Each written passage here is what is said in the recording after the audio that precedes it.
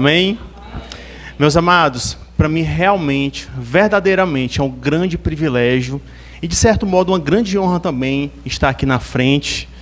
Confesso que quando eu recebi o convite, no comecinho do semestre, fiquei extremamente feliz, mas já naquela época fiquei nervoso, né? Disse, meu Deus, quão grande responsabilidade é estar aqui. Nós estivemos contribuindo ano passado, no 7º simpósio, foi um momento maravilhoso, onde tinham pessoas renomadas, como nós estamos tendo aqui também. E quando eu vi quem eram as pessoas que estavam lá, eu disse, meu Deus, ainda bem que colocaram a minha palestra como último. O pessoal vai estar um pouquinho mais cansado, vai ser mais fácil de ter o critério de comparação aliviado. Mas eu creio que Deus, Ele pode nos usar. Nós estamos aqui hoje para falar um pouquinho dessa batalha que tem sido, de ver, muito fortemente fortalecida, que tem sido colocada para a gente como uma realidade. A gente sabe que nós vivemos em um mundo que nós precisamos ser sal e luz. A gente, de fato, está em uma batalha, como foi falado daqui a pouco.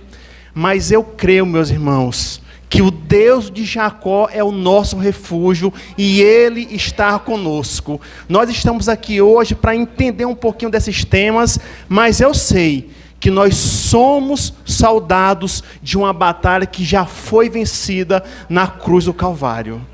E é muito importante que, além de cristão que nós somos, a gente tenha essa convicção de fé, mesmo dentro da universidade, seja no nosso trabalho, mas essa percepção a gente não pode deixar de lado. Amém?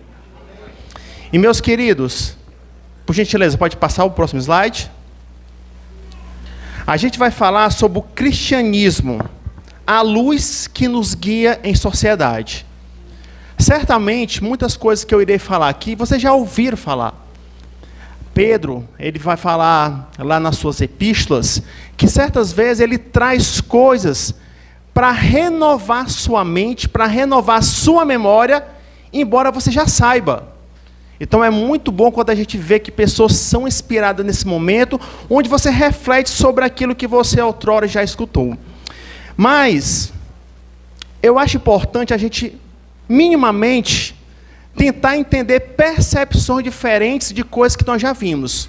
Isso é um grande desafio.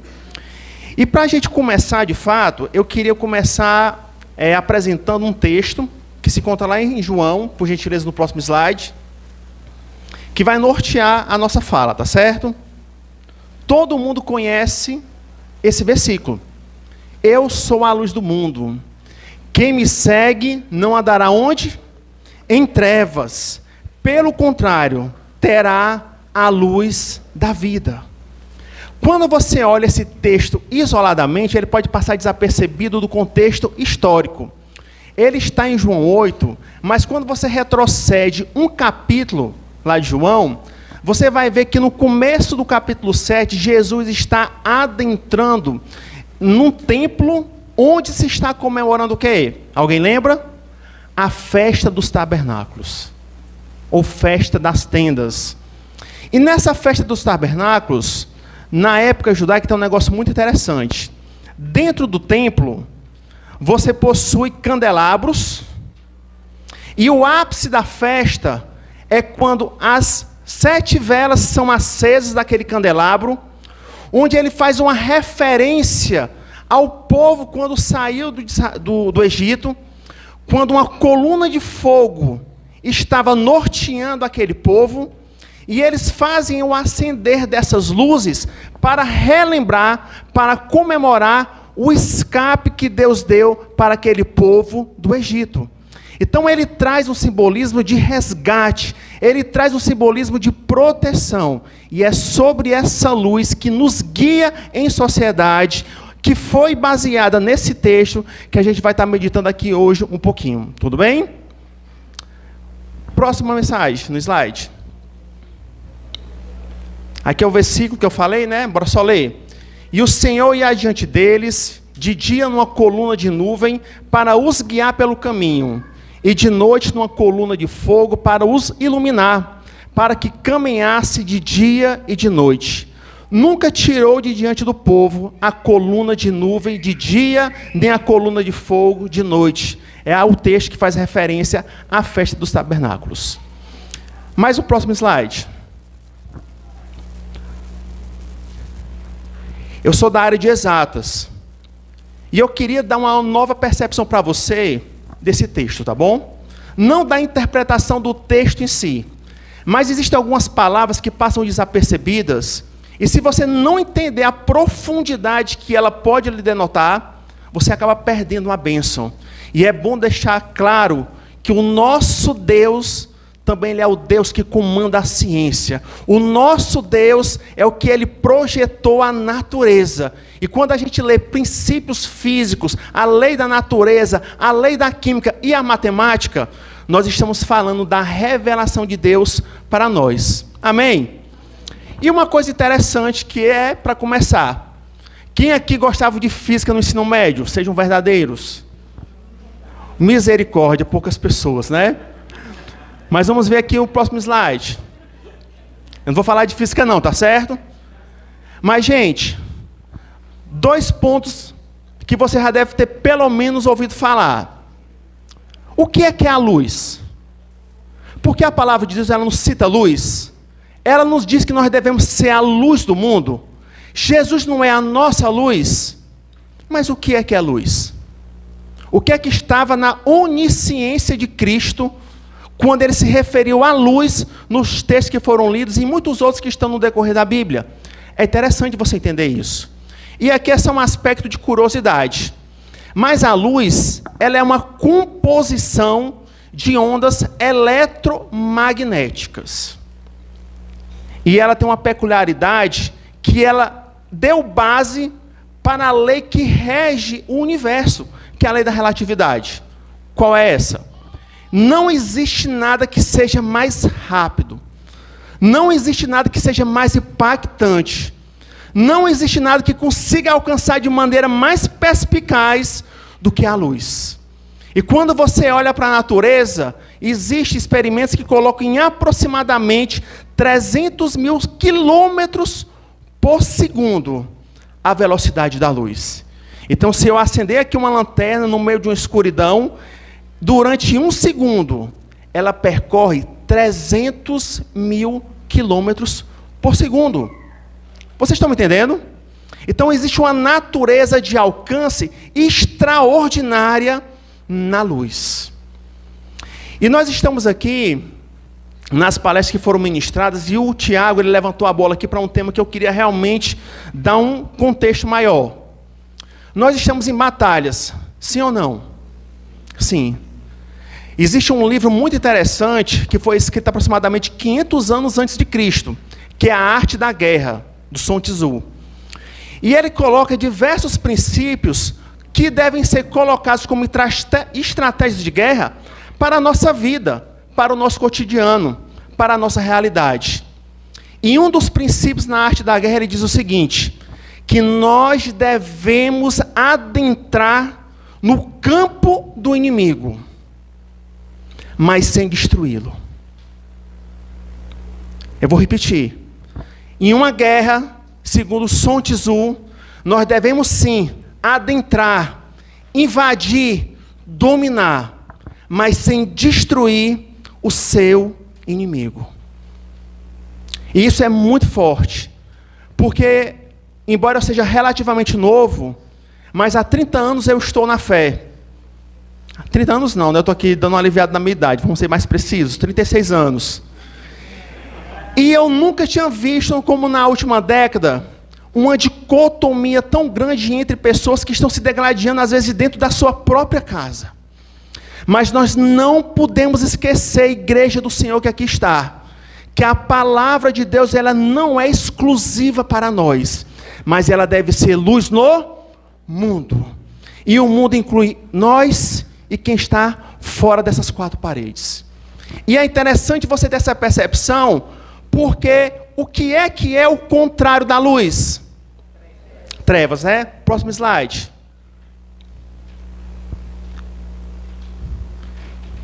A luz é o contrário de trevas, ok. Mas qual é a definição física para a luz? Que eu falei antes. E trevas? O que é a escuridão? Meus irmãos, eu não sei se vocês estão compreendendo onde é que eu estou querendo chegar. Mas a escuridão É a ausência da luz. Misericórdia, Deus, misericórdia. Nós estamos sendo negligentes no amor. E eu não estou aqui para acusar de forma alguma, mas eu estou aqui para relembrar que Cristo é a luz do mundo. Então, quando nós temos confronto de pessoas que estão de fato indo contra a nossa fé, indo contra os nossos princípios, indo contra nossos filhos, nós temos que lembrar também que nós estamos em uma batalha e aquelas pessoas precisam ser vencidas, mas em amor. E isso está claramente relacionado com o conceito de escuridão. A escuridão, as trevas, é quando Cristo Jesus, ele não adentra naquele lugar. Então não é para acabar com a escuridão, porque você não consegue acabar. O que você precisa fazer é manifestar a sua luz no meio da escuridão. Porque não faz sentido você colocar uma luz no meio de outras luzes. Vocês entendem isso? Se eu pegar aqui nessa sala totalmente fechada à noite, com essas janelas cobertas, e ligar uma lanterna, ela vai atravessar de uma ponta a outra? Sim. Mas se eu apontar essa lanterna para o sol, ela não irá refletir a sua luz. Porque não faz sentido a luz ser manifesta no meio de outras luzes. Você pode dizer um amém? E eu fico muito feliz de nós termos eventos que nem esse. E eu não me recordo na minha vida ter, em uma semana, 2 eventos que nós tivemos na nossa igreja, na AD Cidade, e também agora aqui com a Comune, onde a gente tem a possibilidade de falar dentro da academia de Cristo Jesus, mas não de maneira leiga, mas em princípios que são verdadeiros e que denotam a realidade. Tem uma coisa que é parecida com isso também, mas eu creio que já ficou claro esse entendimento. O próximo slide.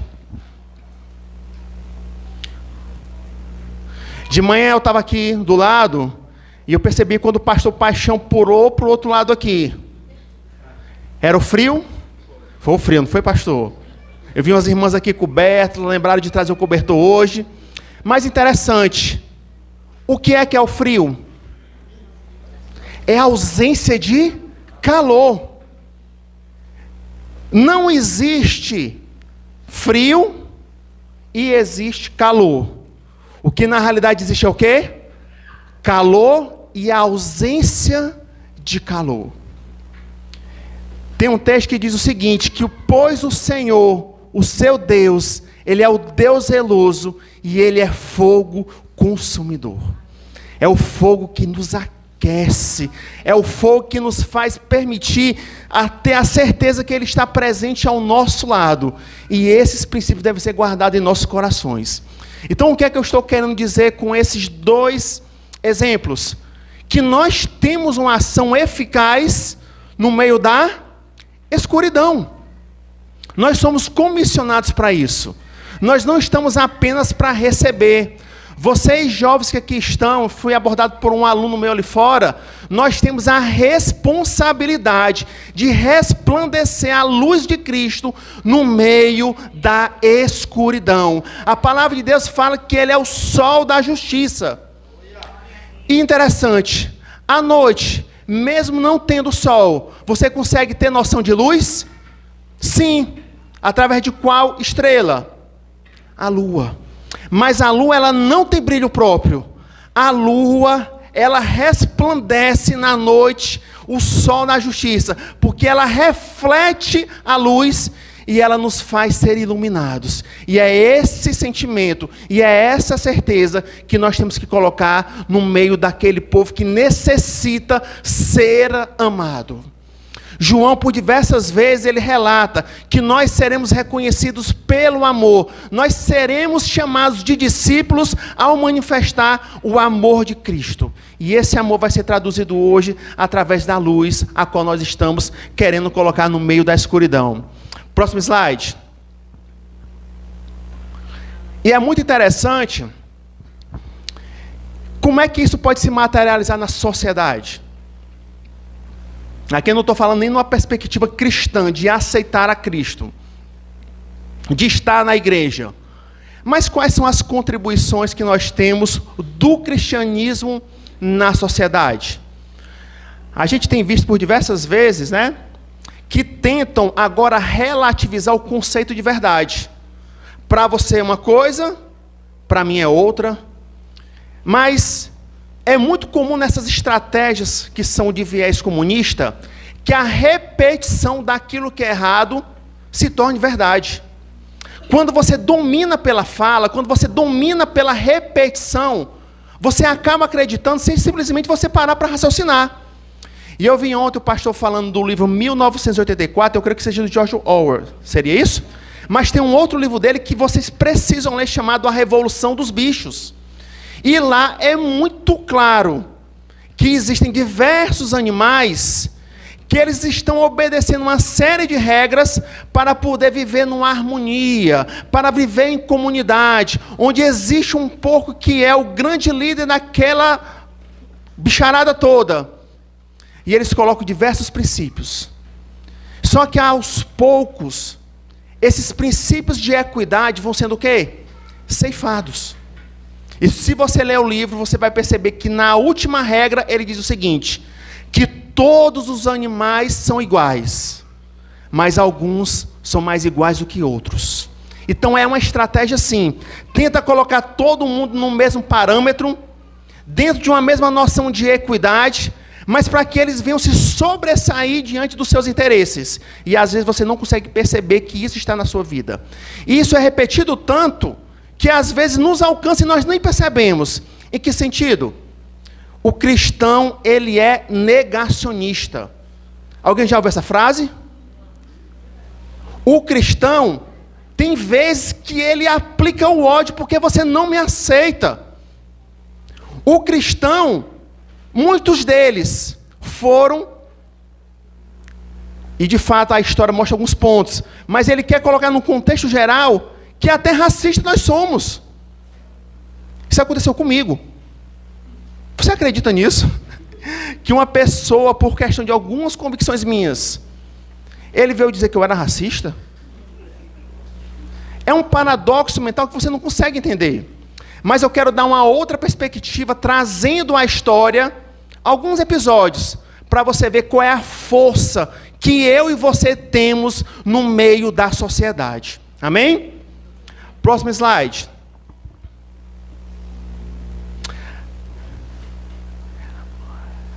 O conceito de submissão alguma vez já foi questionado?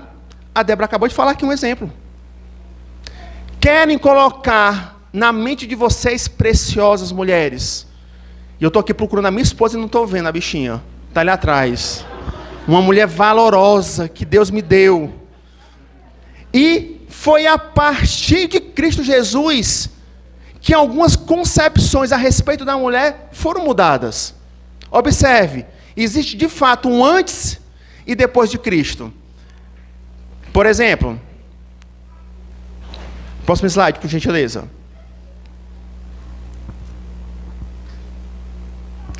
Nós tínhamos um contexto social que precisa ser entendido na leitura da Bíblia. Então você vê texto assim, ó, elas não podiam conversar com homens. Isso é naquela passagem que Jesus Cristo está com seus discípulos e ele vai buscar água. Observe, a fala de Cristo com a mulher, ela traz uma revelação de uma mudança social, cultural extremamente importante. Porque simplesmente, como acontece em diversos países do Oriente Médio, que são provenientes dessa região, que você não pode falar com uma mulher. Elas poderiam ser apedrejadas. Você tem textos que diz que elas eram deliberadamente repudiadas. Em que sentido?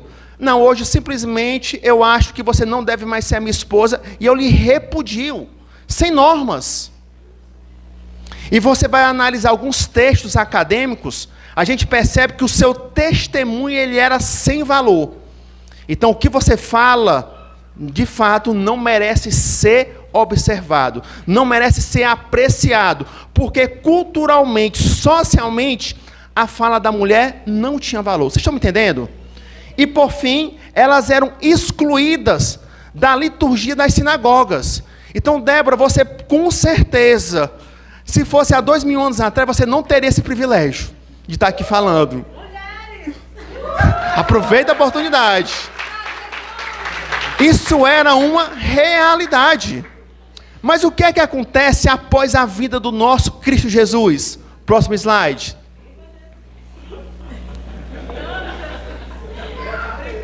Existe um avançar no senso de justiça. Ele diz assim, eu também não a condeno, agora vá e abandone a sua vida de pecado. O que ela estava dizendo naquele momento é que ela não seria morta diante de um juízo viesado da sociedade. Você vai ver uma outra palavra dizendo Jesus assim, e Jesus disse, vão dizer aos meus irmãos que se dirijam a Galileia e lá me verão. Aqui é no final do livro de Mateus, onde Cristo já é ressurreto. E acontece um negócio aqui, gente, que é extraordinário. Observe, Cristo ressuscitou. Mas as mensageiras, para dizer que o túmulo estava vazio, foi comissionado a mulheres. Gente, seria muito fácil você negar a fala, porque eram quem que estava falando? Mulheres. Mas a realidade, ela se contrapôs a uma cultura. Cristo é ressurreto, Ele está vivo, e as mensageiras dessa verdade, primeiramente foram as mulheres. Elas começaram a ter confiança, essa noção de direito de fala, essa comunicação, ser um ser presente no meio da liturgia da igreja, como você observa Lídia, como você observa Priscila, Febe e outras que estão descritas na Bíblia, foram emancipadas por conta de um novo entendimento de sociedade, que é o cristianismo. Então observem, sem cristianismo, provavelmente vocês não estariam aqui. Vocês conseguem compreender esse impacto? Uma ação de 2.200 anos atrás, aproximadamente, nos alcança. 2020. Próximo slide. Política e justiça. Eu vou aqui só passear um pouco, porque na realidade foi muito falado ontem, né? E um pouco mais de ênfase hoje. Mas será que o cristianismo, ele deu diretrizes, o pastor Glauco certamente teria muito mais propriedade para falar do que eu, para o conceito de justiça e o conceito de política? Próximo slide. Separei 4 textos. Deem a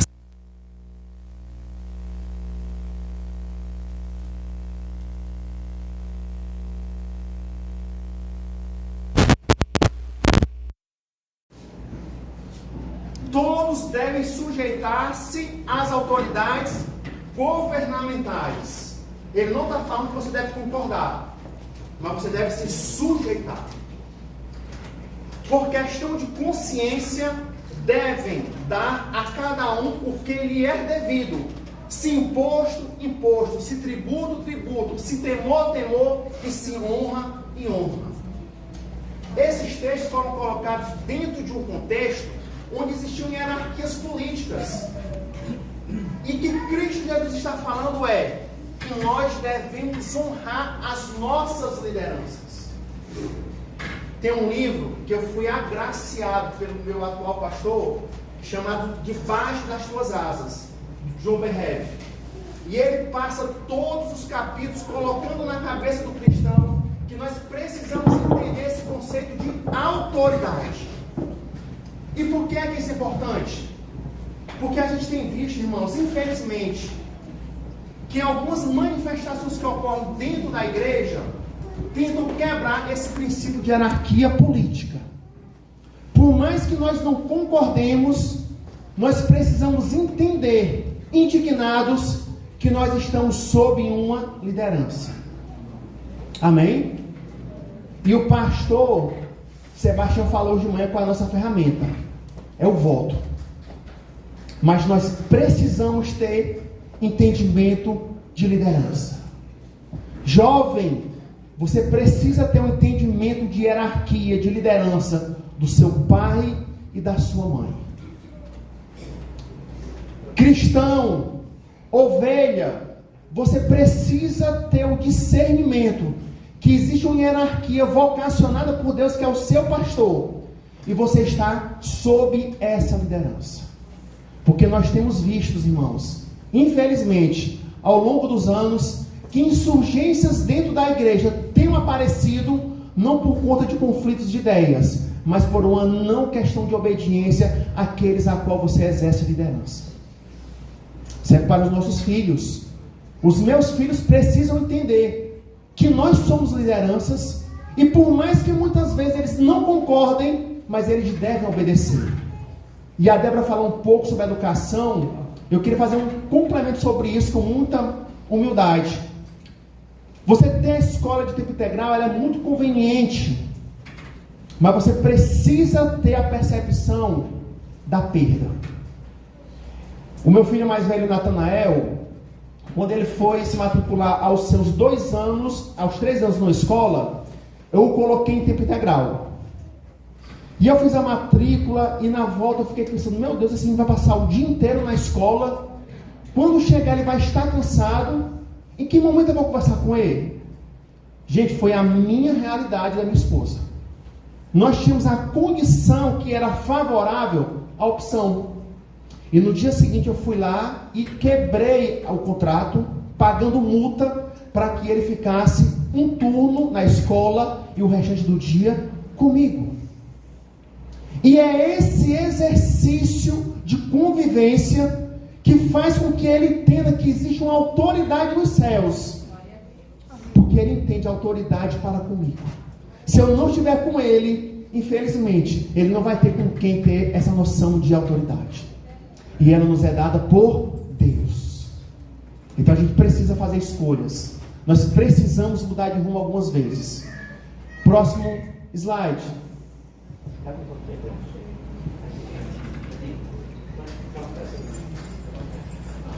O povo, aqui é uma noção de justiça. O Senhor já lhe declarou o que é bom e o que Ele quer de você.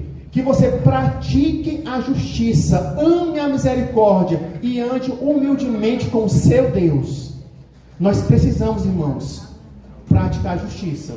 Eu vou ler aqui esse outro versículo que diz o seguinte: aprendam a fazer o bem, busquem a justiça, acabem com a opressão, lutem pelos direitos do órfão, defendam a causa da viúva. Quando você analisa o texto de Isaías, ou você pode pegar também um livro de Miqueias, você vai ver que eles estão relatando um período pré-babilônico. E o profeta ele faz denúncias para aquele povo. E uma das denúncias eram: vocês precisam praticar a justiça. E por que ele exortou? Porque o povo não praticava a justiça. Eles vendiam a palavra de Deus. Eles surrupiavam dos pobres.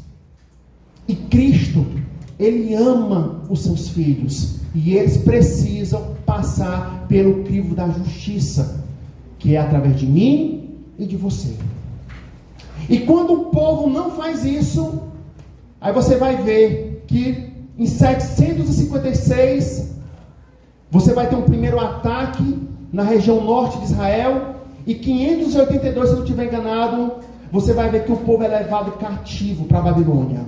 Mas por que é que eles foram? Dentre os seus atos, pela não prática de justiça. Não é ameaça, porque você não analisa as coisas pelo fim, mas pela essência.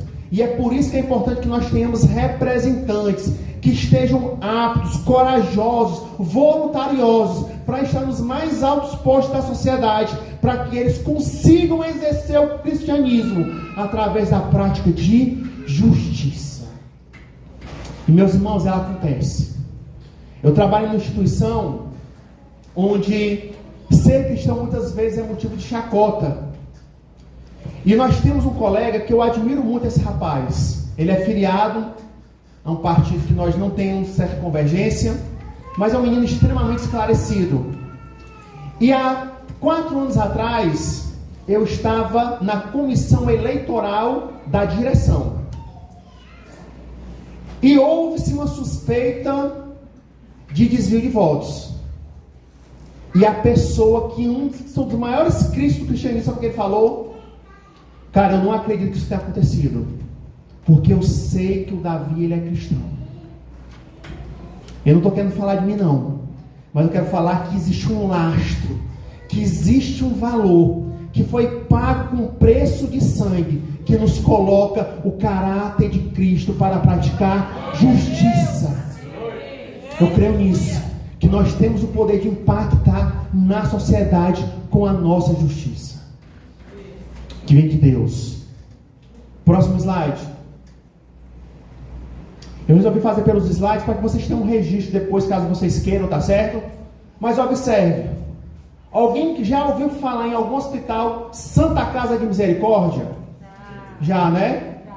Você já viu algum outro hospital que tenha cunho religioso ou nome religioso?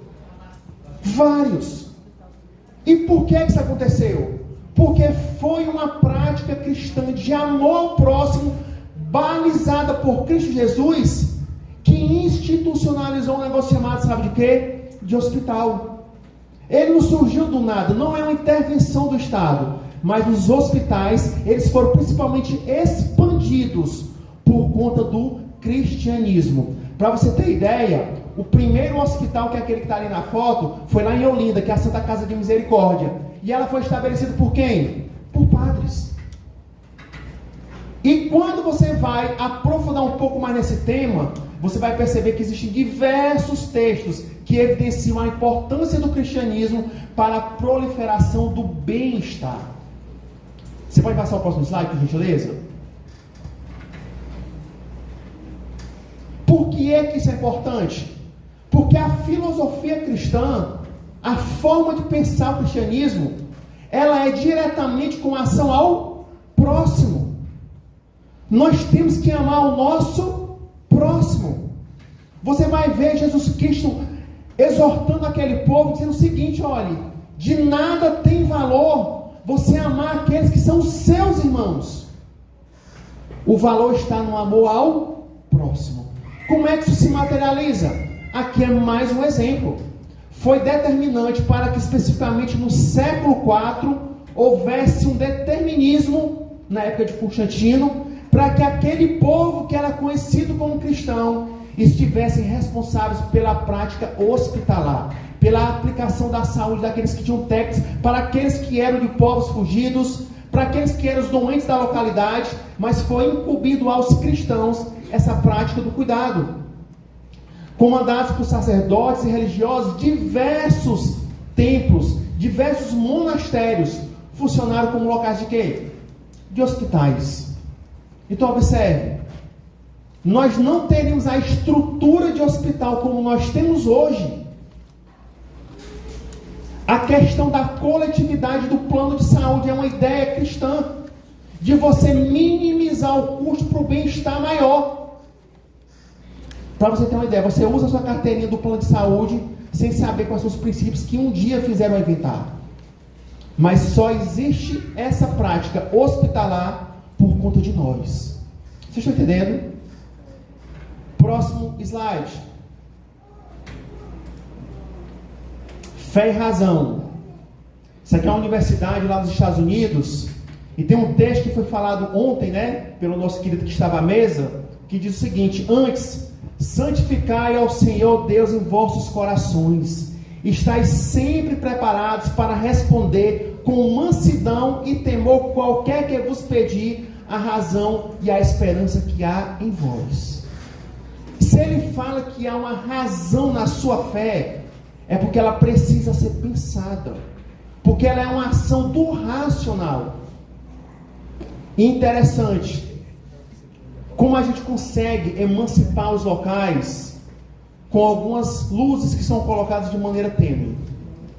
Eu tenho um amigo, hoje esse rapaz ele é meu amigo, e há uns 6 anos atrás ele me abordou numa sala que nós temos E me perdoe o termo que ele usou contra mim.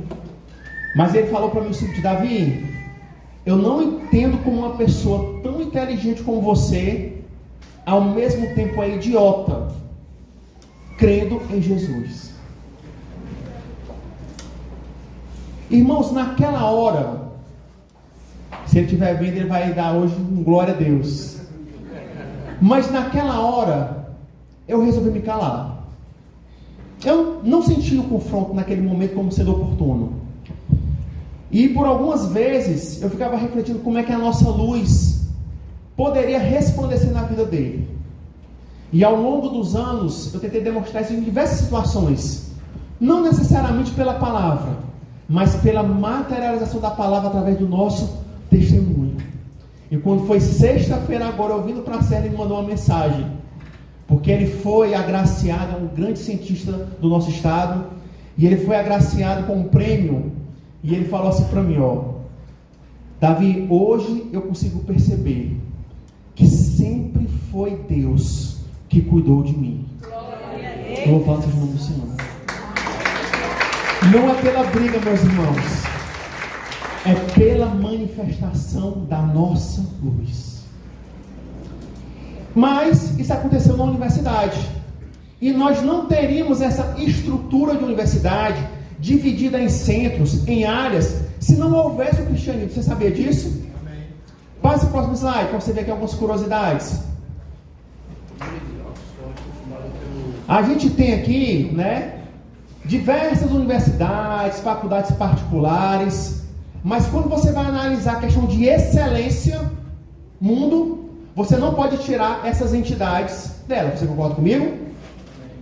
Muitos aqui devem ter ouvido falar, alguns já devem ter almejado vir para cá e sonhem, porque é possível, tá certo?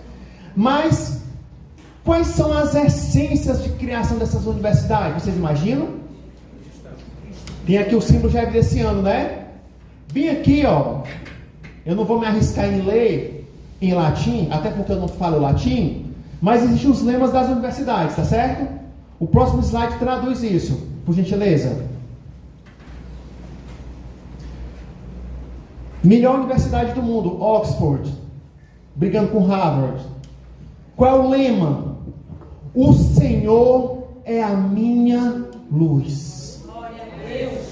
O Senhor é a minha luz. Stanford, o vento da liberdade, ele sopra. É o pneuma que se relaciona com o Espírito Santo. Universidade de Princeton, sob o poder de Deus, prosperará. Vou ficar comedido para não pregar, tá certo? Universidade de Yale, luz e verdade. E a Universidade de Harvard, verdade para Cristo e para a igreja. Cristo é a verdade. Ele é a luz do mundo. E essas ideias convergem para mim e para a igreja. O cristianismo, ele foi o responsável para a expansão das universidades.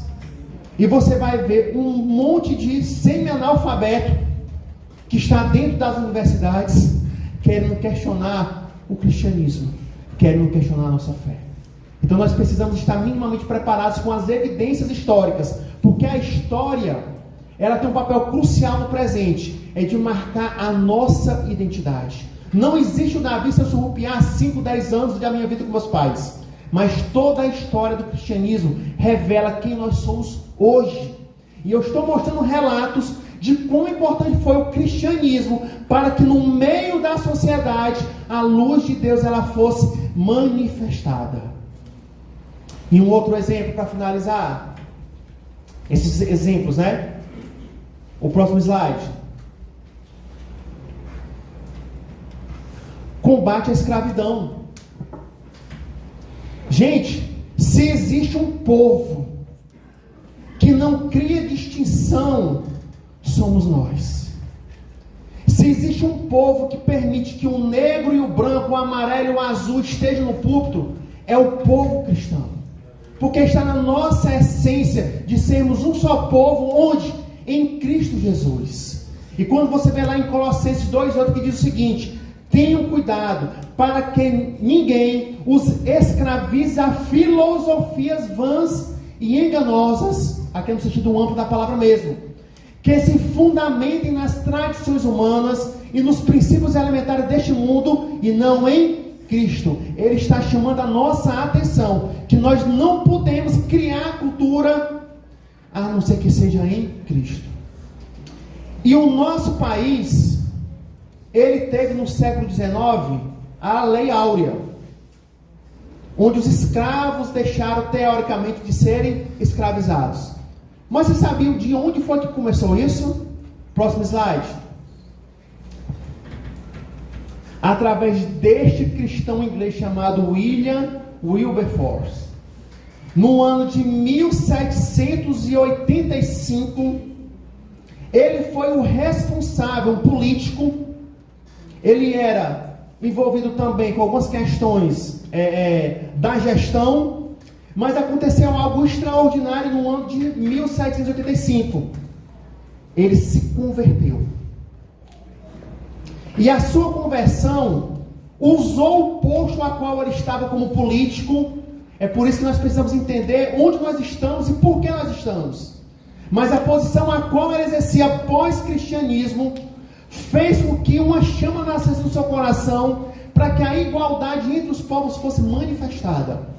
E ele brigou arduamente para que fosse proibido o comércio entre tráfico negreiros. Então existia a escravidão, mas ele quebrou uma estrutura do sistema, que era o quê? Você poder comercializar. E na iminência da sua morte, no ano de 1883, 100 anos antes da criação do ferroviário, fora de contexto, tá certo? Mas só para lembrar. Mas na iminência da sua morte, ele conseguiu proibir que houvesse a escravidão. Em 33, só no final do século, lá em 88, se eu não estiver equivocado, 88, ou foi 82, que aqui no nosso país, por conta desse movimento de um cristão, as ondas, o sopro do Espírito reverberaram em nosso solo, para que houvesse o fim da escravidão, e permitisse que um negro que nem eu estivesse aqui hoje, podendo palestrar com muita humildade para vocês. Então observe, é uma ação cristã, que ela reverbera por séculos. Então nós temos obrigações diante da sociedade. Vocês estão me compreendendo? E para finalizar, que o relógio está sendo meu inimigo, os próximos slides. Pode passar. Só para fazer uma rápida revisão agora no contexto pessoal, tá bom? Essa luz é uma luz que transforma. Tem horas, irmãos, que nós precisamos retroceder. Você está numa caminhada, mas a luz de Cristo, ela vai te colocar a percepção para que você consiga retroceder. E aconteceu isso na vida de Paulo. Em sua viagem, quando ele se aproximava de Damasco, lá em Atos você vai ver isso, de repente uma luz brilhou, ela se reverberou sobre a sua vida, e era uma luz vinda do céu, e logo em seguinte ele deixou de ser um perseguidor, para ser o quê? Um dos grandes, se não o maior evangelista pós-Cristo de toda a humanidade. Então a luz de Cristo, ela te transforma e ela te encoraja a ser um agente transformador. Nós não estamos apenas no culto para receber, mas nós estamos sendo alimentados para ser um agente transformador. Próximo ensinamento: lâmpada para os meus pés é a tua palavra, que ilumina os meus passos, e luz que clareia o meu caminho. Quando eu tinha 18 anos, a época era possível você fazer 2 faculdades. Então eu fazia computação e fazia matemática. E o meu pai não queria, sob hipótese alguma, que eu entrasse para ser professor. E meus irmãos, um certo dia, eu estava num horário de intervalo, e os alunos estavam com uma certa dificuldade. Eu peguei um giz, não era pincel, na época eu peguei um giz, e eu falei assim: gente, olha, eu acho que o professor quis fazer isso. E quando eu comecei a explicar no horário do intervalo, eu nunca me esqueci do barulho do silêncio. Os meus colegas se calaram e começaram a prestar atenção. E eu vi naquela sala de aula a mesma sensação que eu estou vendo agora, vocês olhando para mim. E naquele momento o Espírito Santo me encorajou a retroceder contra a vontade humana para ir a favor da vontade de Deus. Naquele momento eu entendi que Deus tinha um propósito na minha vida dentro da sala de aula. Mas foi muito difícil retroceder. Mas é uma luz que faz o quê? Que ela é lâmpada para os meus pés. Eu pude perceber o caminho que Jesus Cristo queria que eu seguisse. E isso exige coragem. A trilha é difícil? É. Mas se você tiver coragem, aquele que é fiel e justo vai estar iluminando os seus passos. Você crê nisso? Amém? E o terceiro, e eu creio que o último slide. Reflita a luz de Cristo. Eu já falei disso antes. Mas é muito didático isso. No meio da escuridão, faça uma alusão à noite. Você vai ver com mais clareza isso em Guaramiranga. O privilégio, pegar um friozinho lá. Tiago, muito obrigado. Mas observe, eu vou enxergar a luz que é refletida na lua sobre a minha vida. Você consegue entender o que eu estou falando? Aqui no canto é o nosso Deus. Você nesse momento vai entender-se como lua. Não é questão de identidade não, viu? É só um exemplo. Mas você vai refletir a luz de Cristo no mundo. Grava essa imagem. Ela é muito didática para o nosso aprendizado e para o nosso caminhar de fé. E o último slide. Algumas referências, tá certo? Que eu coloquei. Eu acho que tem mais uma última. É desnecessário, muito obrigado. Eu imitei a minha amiga Débora, tá certo? Eu coloquei o meu Instagram e o meu e-mail, caso algum irmão queira seguir, eu manter contato, tá bom? Muito obrigado, pastor Glauco, por essa oportunidade. E que Deus abençoe a vida de vocês, tá bom?